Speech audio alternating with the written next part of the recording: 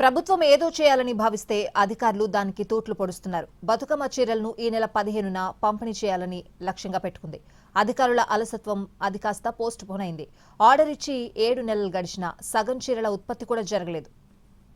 సిరిసిల్ల నేత కార్మికులకు ఉపాధి కల్పించాలి అనే ఉద్దేశంతో ప్రభుత్వం మహిళా సంఘాల సభ్యులకు 2 చీరలు పంపిణీ చేయాలని నిర్ణయించింది.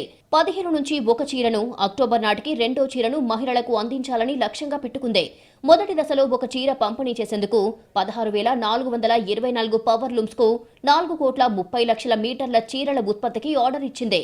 జనవరి, మార్చి నెలల్లో 2 దశలలో ఆర్డర్ ఇచ్చింది సర్కార్. ఇందుకోసం ప్రభుత్వం 318 కోట్ల రూపాయలను ఖర్చు చేస్తోంది.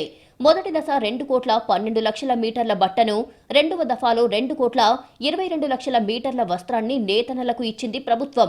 మహిళలకు నాణ్యమైన చీరలు ఇవ్వాలని ప్రభుత్వం నిర్ణయిస్తే గ్రౌండ్ లెవెల్లో పరిస్థితులు అందుకు భిన్నంగా ఉన్నాయి.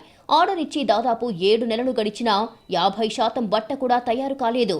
15 ఆగస్టు నాటికి పంపిణీ ప్రారంభించాలని లక్ష్యంగా పెట్టుకున్న అధికారులు కదలకపోవడంతో చీరల ఉత్పత్తిపై తీవ్ర ప్రభావం పడింది. ఇందిరా మహిళా శక్తి కింద ప్రభుత్వం ఇచ్చిన భారీ ఆర్డర్ను సకాలంలో పూర్తి చేయించాల్సిన అధికారులు తమకేం పట్టనట్టు వ్యవహరించడంతో అసలు సమస్య మొదలయ్యింది. ఆర్డర్ ఇచ్చి 7 నెలలు గడుస్తున్నప్పటికీ ఎంత మేర బట్ట తయారయ్యిందనే లెక్కలు అధికారుల వద్ద లేకపోవడం విమర్శలకు తావిస్తోంది.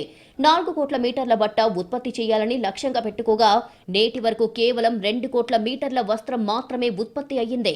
అధికారులు 50% బట్ట ఉత్పత్తి అయ్యిందని కాగితాల మీద లెక్కలు చెబుతున్నారు. కానీ అందులో కేవలం 1 కోటి మీటర్ల బట్టను మాత్రమే డిజైనింగ్ కోసం పంపించారు. అంటే కేవలం 25% చీరలు మాత్రమే ఉత్పత్తి అయినట్టు లెక్క. అయితే సర్కార్ నిర్ణయించిన విధంగా సకాలంలో చీరల ఉత్పత్తి జరగకపోవడంతో గడువును మరో నెల పొడిగించారు.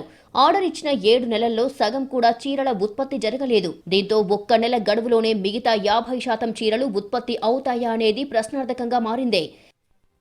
చీరల ఉత్పత్తి విషయంలో మరమగ్గాల కార్మికుల కొరత ఉందని అధికారులు అంటున్నారు. చీరల ఉత్పత్తి ఆలస్యం అవుతుందని రాష్ట్ర ప్రభుత్వానికి ఎందుకు చెప్పలేదనే ప్రశ్నకు అధికారుల వద్ద సమాధానం లేదు. గడువు సమీపిస్తున్నా నిమ్మకు నీరెత్తినట్టు కొందరు అధికారులు వ్యవహరిస్తున్నారు అనే టాక్ ఉంది. సిరిసిల్ల టెస్కోలోని కొందరి వైఖరి వల్ల ప్రభుత్వం విమర్శలు ఎదుర్కోవాల్సి వస్తోందని నేతన్నలు చెబుతున్నారు.